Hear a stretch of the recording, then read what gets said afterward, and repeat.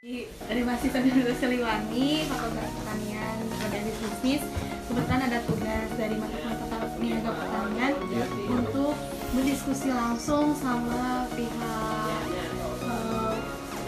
pihak BPP. Nah, kebetulan kami di sini ditugaskan untuk mewawancarai di komoditas cabai. Cabai. Nah, kemudian kita tuh di sini ngambil dua topik, sebenarnya ada ngambil dua yang pertama dari si BPP-nya dulu tentang produksi pemasaran. Nah, lalu nanti selanjutnya mungkin tentang teknis lapangannya gitu. Teknis di ladangnya. Nah, mungkin sekarang saya mau wawancara langsung aja buat diskusi langsung. Semester berapa? Semester 3. Oh, semester 3. Mungkin yang pertama Pak, perihal pemasaran. Alur pemasaran cabai itu seperti apa dari mulai petaninya, terus apakah ada lembaga khusus atau dengan komoditasnya?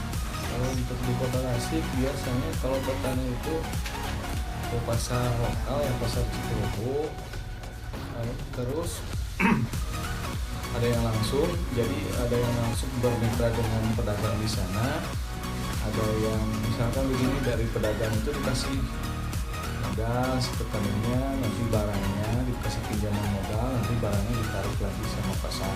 Ada yang seperti itu, ada yang langsung jual bebas ke pasar Cikurubu. Jadi mungkin kalau yang bermitra seperti itu kan nggak bisa nyari pasar yang lagi ya, jadi harganya tetap segitu. Kota Tasik ini alternatifnya 3 ya, Cikurubu, Cirebon, sama Caringin ya itu.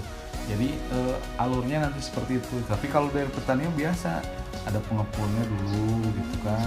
Jadi nanti akhir-akhirnya mah ada 3 pasar, Caringin, Cirebon, sama Cikurubu. Nah, online ya, banyak online, banyak grup Facebook, banyak apa. Jadi sekarang itu banyak yang ini yang gabung-gabung, misalkan pengepulin melalui online gitu. Jadi misalkan diposting barangnya sekian, harganya sekian, langsung dilihat ke lokasi gitu, nanti sama di situ. Jadi sekarang mah lebih mudah, apalagi misalkan kalau kapasitas sedikit itu bisa langsung, misalnya seperti catering misalkan yang hajat ya, dengan artian kan kalau dijual ke konsumen langsung itu kan harganya agak tinggi dibandingkan yang ke pasar. Ya, terus kan tadi kata Bapak ada yang dari pedagang kasih modal gitu ya. Ini mungkin berkaitan sama pertanyaan nomor 2 mungkin ya. Apa di komoditas cabai sendiri ada seperti lembaga atau komoditas yang mengkhususkan gitu, yang memberikan fasilitas, atau kami juga pernah sempat wawancara yang komoditas padi itu kayak ada koperasi simpan pinjamnya. Nah, apakah ada fasilitas seperti itu untuk petani cabai? Kalau pada dasarnya kalau misalkan di setiap kelurahan itu kan ada yang namanya dana PUAP, yang bantuan dari kementerian. Cuman ada yang masih aktif, ada yang sudah pasif, dikasih pinjaman 100 juta. Nanti dikelola sama Gapoktan dipinjamkan lagi ke petani gitu. Itu kalau misalkan gabungan kelompok tani.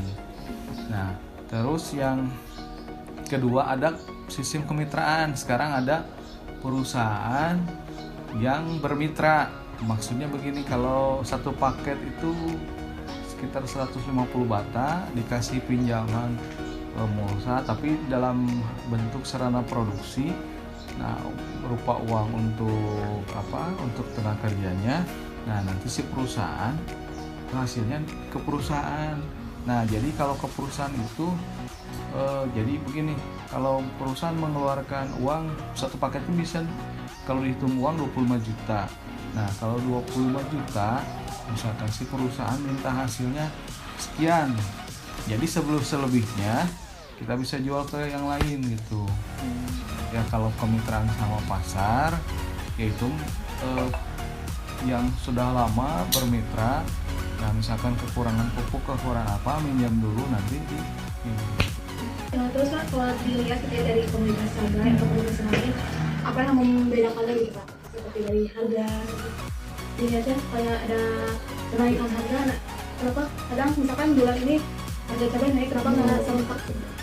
Jadi dulu itu kan kalau jauh dulu ya bisa diprediksi begini. Kalau dulu kan biasanya cabai itu kenaikannya di mana musim hari raya pasti harga cabai tinggi kan. Nah sekarang itu nggak bisa seperti itu ya. Jadi kalau harga sekarang kenapa misalkan cabai tinggi, yang berhubungannya sama supply demand gitu kan ya. Kalau misalkan barangnya lagi nggak ada itu karena begini, kalau misalkan sekarang hujan tinggi ya otomatis kebanyakan gagal panen ya, jadi harga kemungkinan naik. Bahkan dulu kan jarang banget ya cabai harganya di bawah, sekarang mah bener-bener ancur-ancuran, bener-bener PFP itu petani itu bener-bener merugi lah gitu ya. Jadi faktornya itu, jadi banyak yang nanam. Jadi dulu kan bulan sekian ya, jadi sekarang mah kebanyakan sih itu jadi bareng-bareng nanamnya gitu kan. Di sana nanam, di sini nanam, jadi agak harusnya ada pengaturan ya, misalkan seperti bantuan lah ya. Kalau bantuan yang serentak di kementerian semua kan bantuannya dari mana-mana pas panen gitu kan. Terus Mbak, kayak kemarin kan sempat ada ya tunggu cabai di bulan hari Kamus kita gitu kan, terus tiba-tiba nggak ada, terus ternyata karena bukan musimnya gitu. Nah emang penanaman cabai ada musimnya? Jadi begini, jadi tergantung si petaninya ya. Jadi begini, kalau misalkan cabai itu kan memang bisa dibilang rentan sama penyakit, apalagi curah hujan tinggi seperti kelembaban tinggi ya. Jadi kalau misalkan petani yang kurang mahir, kurang ahli, pasti dia akan menanam ya. Jadi menunggu musim bagus. Tapi kalau misalkan petani yang sudah ahli, kurang mahir, justru ini momen buat dia. Orang dikasih, orang lain tidak menanam, dia yang menanam gitu. Nah itu mungkin ya peluang naiknya harga. Iya, ya begitu. Kalau misalkan sekarang mah kalau yang peluang itu kan tidak bisa diprediksi. Sekarang mah cuaca, harga nggak bisa diprediksi ya. Ketika harga sudah mulai penurunan gitu, Iya. pasti ada penurunan dan kenaikan. Iya. Kenaikan kan mungkin keuntungan pasti ngalir ya. Nah ketika mengalami penurunan itu bagaimana masyarakat supaya tetap mendapat keuntungan gitu? Dan satu-satunya yang bisa mengendalikan harga itu ya, kita tanam terus-menerus. Jika kita murah tanam, jika pertengahan nanam, jadi kita itu ada rata-ratanya nanti. Kalau misalkan ikut rata-rata pasti ini. Tapi kalau misalkan punya beberapa lahan, misalkan di sini panen bulan ini, nah setelah di sini panen di sini, jadi minimal 4 wilayah itu pasti rata-ratanya pasti untung kalau gitu. Yang paling memungkinkan untuk tidak misalkan merugi itu dikeringkan, diolah, dibawa ke cabai atau apa ya. Tapi kan yang petani kita jarang, maksudnya jarang gini ya. Dalam artian daripada sekarang nambah-nambah kerjaan, misalkan kan mendingan jual seadanya. Jadi mungkin kita juga harus berinovasi ya Pak dalam mencari alternatif ketika di dalam panen. Ya, jadi kita itu harus punya plan A, plan B, plan C kalau misalnya. Jadi kalau misalkan harganya segini, kita harus masuk ke pohon ya, biayanya 6.000 sampai 7.000. Ini tergantung petaninya sendiri. Kalau misalkan pupuknya ada yang bikin gitu ya, dalam satu pohon biasanya menghasilkan 0,5 sampai 1 kilo cabainya, BP-nya ya. Kalau posisinya 7.000 aja ya, 7.000. Kalau kita dapat 0,5 dan kecilnya biaya besar, berarti ini BP-nya 14.000. Kira lahan yang dibutuhkan minimal berapa? Kalau di sini mah nggak bisa itu ya, kalau 50 bata juga nantinya Untuk lahannya sendiri itu dari pemerintah atau sewa, kebanyakan sewa ya. Jarang yang kalau pribadi, sewa itu biasanya sekitar 15.000. Jadi satu bata itu 3 kilo gabah kering, GKG, gabah kering giling. Jadi kalau satu musim ini GKG anggap 5.000, berarti 15.000 kan. 15.000 itu satu bata. Satu musim berarti paling 2 kali lah, 30.000 per bata ini kalau sewa ini. Per tahun. Ini tergantung yang punya ya. Ini standarnya kalau biasanya 20 sampai 30.000 lah per tahun. Jadi kalau untuk benihnya itu dari pribadi atau dikasih dari lembaga atau? nggak ada, kalau ini pribadi ya. Kalau mandiri mau beli semuanya. Yang perbedaan keuntungan dari kemitraan sama pribadi itu gimana? Nah keuntungannya begini ya, keuntungan. Kalau misalkan secara pribadi, kita harus mengeluarkan modal. Cuman kalau dibanding kemitraan, untungnya lebih besar pribadi. Jadi itu jual untuk pribadi ya? Pribadi. Nah, nggak dibagi dua. Dia perusahaan minta sekian kilo gitu kan. Cuman kalau kemitraan enaknya nggak ada ya. Kalau jatuhnya harga rendah, nggak akan rugi gitu kan. Kalau jatuhnya tinggi ya mungkin rugi sebab kalau kemitraan mah diambil nggak diambil harga gitu kan. Kehitung 16.000. Satu uangan? Enggak, 1 kilonya. 1 kilo. ketika proses produksi Pak, apa ada alat khusus gitu buat, maksudnya kayak alat apa aja yang dibutuhkan gitu untuk proses tersendiri, nggak produksi aja sih kayak saat penanaman? Kalau alat-alatnya digunakan paling kultivator ya. Kultivator itu traktor darat ya. Kalau traktor ngemurin tanah, kalau traktornya kan di sawah, ini mah kultivator di darat.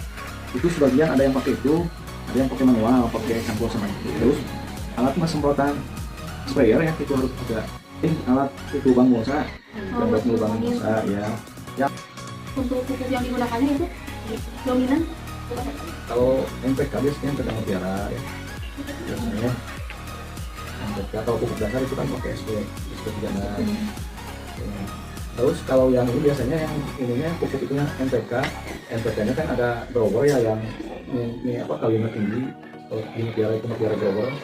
Terus suka pakai, jadi susukan juga beda-beda, ada yang pakai MKP gitu kan, dicampur, dioplos, terus dibantu sama penyemprotan. Menyesuaikan sama kondisi ladang nggak kalau berdasarkan ini yang membedakan Yang membedakan, jadi kata saya juga yang membedakan itu tetap modal petani. Jadi kalau misalkan petani biasa mah yang penting kita mau produksi adanya. Kalau yang itu kan pupuknya lumayan mahal-mahal ya, obatnya juga kan. Iya. Jadi menyesuaikan lagi ke modal aja. Kalau misalkan Sama yang dominannya keluarga sampai itu namanya itu antraknosa, patek ya, kalau disebut kita mau patek antraknosa itu kan penyakitnya. Terus selain itu sayur penyakitnya. Kalau virus itu gemini ya, kalau itu penyakit ini juga. Kalau inseknya trip, pengikuti trip, terus lalat buah, paling dominan itu. yang paling sulit dikendalikan apa? Kalau yang sulit dikendalikan sementara ini antraknosa penyakit sama. Oh itu sayur. Jadi yang namanya penyakit mah kan, kalau insek mah setelah ada serangan baru ditanggulangi. Kalau penyakit mah harus dicegah dulu. Buat perawatannya itu kayak nyiramnya itu nggak harus sekali. Kalau cabai ya, kalau di lahan sawah itu nggak perlu siram, paling diboyor kalau bahasa Sundanya ya. Ini kan bedanya, dimasukin air, direndam dulu segini kan, nanti setelah 1 jam dibuang lagi airnya. Tapi kalau yang di ladang yang tinggi, dataran tinggi itu harus disiram sesuai lihat kelembabannya aja. Tanahnya kalau misalkan cukup kering, ya berarti harus sering disiramnya. Nah, ketika pemasaran kan ada tengkulak sama pengumpul ya. Berapa ya harga yang diberikan untuk tengkulak itu? Biasanya, jadi ada dua. Kalau di sini mah cuma kota kan deketnya ke pasar, jarang pulang. Kalau di kabupaten ada, itu kan ada yang ngambil per kilo 1.000, ada yang minta ongkos saja gitu kan, untuk mobil buat tariknya. Kan cuman kalau kita tidak ada keterikatan, nggak punya utang ke tengkulak, biasanya harganya beda 1.000-2.000 murah, nggak terlalu tinggi. Cuman kalau misalkan kita punya utang, cuman agak beda gitu. Nah, sendiri tuh punya gimana sistem? Apa? Buat petani? Oh, petani yang ini buruh tani gitu, maksudnya buruh tani.